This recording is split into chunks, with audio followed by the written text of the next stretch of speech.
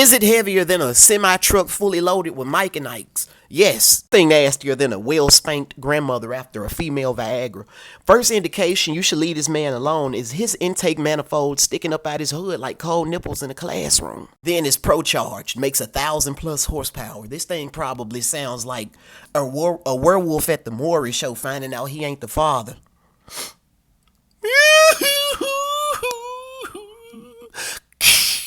You see how simple it is?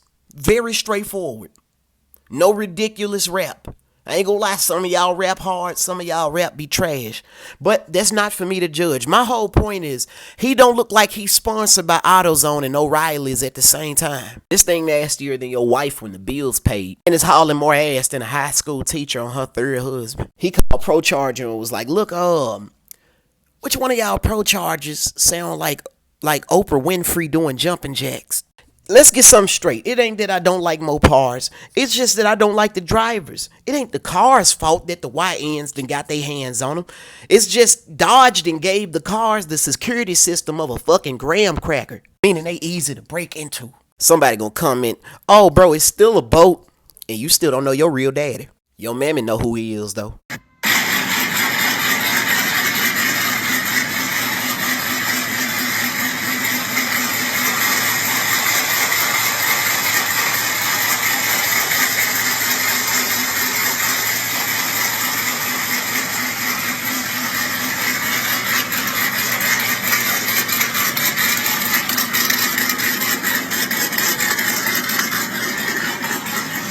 Now, this Scat is extra special because it's built by one of the best, Mopar engine builders around. I can't even think of another guy. Except for Mike Stark, but that's an entirely different animal. Now, Mac built this beautiful Scat. It sounds like it's going through some trust issues. It sounds like a group of aunties making that ass clap in a 90-degree angle.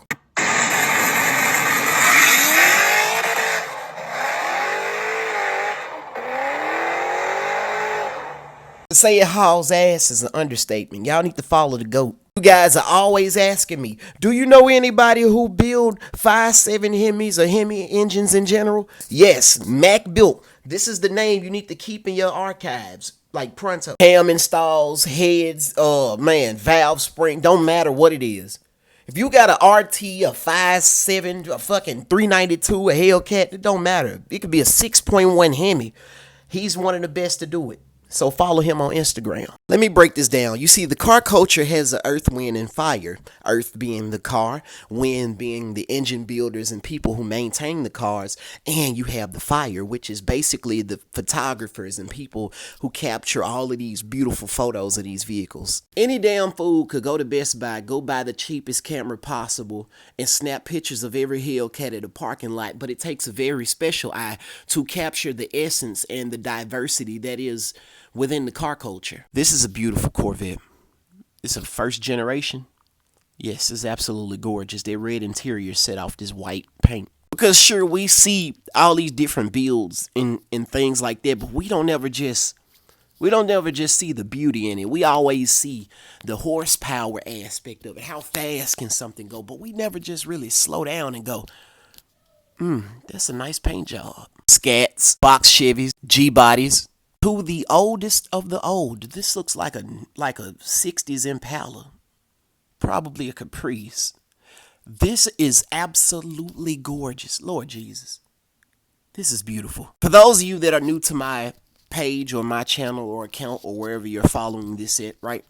My top 5 favorite cars are going to be number 1, Dodge Viper. Number 2, the Chevelle. Number 3, the 2008 Acura TL. Don't ask me why, I just love it. It just looks good. Number 4 is going to be a Mercedes-Benz CLK GTR. Number 5, 95 Toyota Supra. So yes, make sure y'all follow grayscale_visions on Instagram. This is the coldest photographer in the game. Y'all need to hit him up pronto.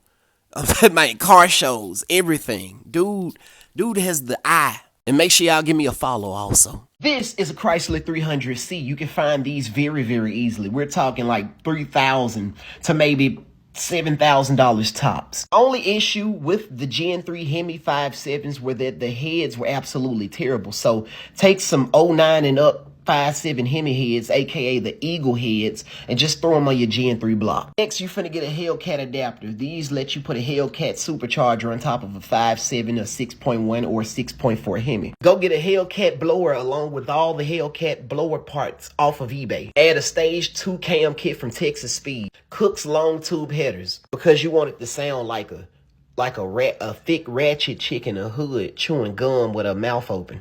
Hellcat fuel pump.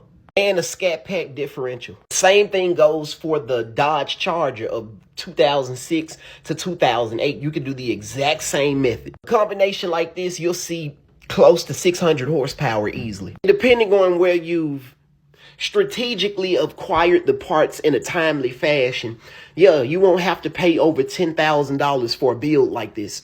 Listen to what I'm about to tell you guys closely. Now, I'm going back to my old format of how I did videos. A lot of you were concerned that I'll never go back to it, but here I am. I know I've been gone a minute. Here we are. With that being said, the Bubble Caprice does not need a LS swap. It just needs some things corrected that GM didn't do from factory. If you have an LT1 vehicle, don't matter if it's a Roadmaster, a C4 Corvette, what else? A Fleetwood, one of these right here, hell, the Impala SS, right? Does not matter. You just need to fix the OptiSpark. This is the OptiSpark, and those of you that have changed the OptiSpark know exactly what I'm talking about. You have to move a ton of shit just to get to this. It's right behind the water pump that likes to leak from time to time. So when this get wet, man, you'll think your alternator going out. You'll think your battery dying. The whole time it's just the OptiSpark, so you got to get rid of it. You have to go to Torquehead and get their OptiSpark conversion kit. Everybody I've talked to that's gotten one of these have said their car rides a whole lot better. It's like a whole nother vehicle. Because remember, the Gen 2 LT1 isn't a bad engine. It's just the ignition system was bad. After you do an OptiSpark conversion, you have multiple ways you can go with this, right? Because remember, the LT1 Gen 2 is basically a 350 small block with what was supposed to be better electronics, but like I said, yeah, conversion kit. Yeah, you can do a 355 small block, or you could turn it into a 383 stroker. Built trans, 410 gears, and you have a burnout machine. Look at it this way. You basically would have an Impala SS. Like, seriously. You'd have an Impala SS without having to pay $20,000 to damn near $35,000 for this. 5th Gen Camaro is absolutely a perfect bang for your buck. We're talking about a vehicle that costs as much, if not less, than a C6 Corvette Grand Sport. For about $12,000 to $15,000, that gets you a 5th Gen that's been probably taken to a takeover, has a lifter tick, probably a rod knock, right? For about $15,000 to $20,000, you get a perfect example that's probably low mileage, already has a stage 3 cam, but let's just say you found one in good condition, you know, untouched, right?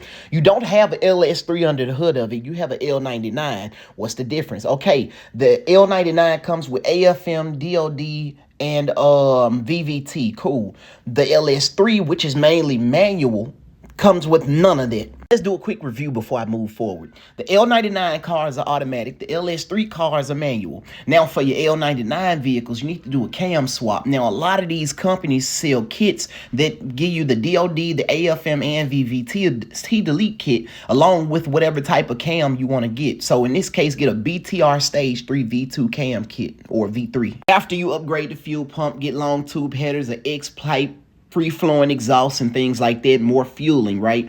I would add boost. I would go with an LSA Boost District Supercharger. This lets you use a ZL1 or CTS V2 supercharger on top of your L99. I would definitely get creative with this platform. In fact, people are throwing 10-speed transmissions behind them LS3s and L99s, especially in like vehicles like the Chevy SS, the damn CTS V3s, bro. It is absolutely nuts.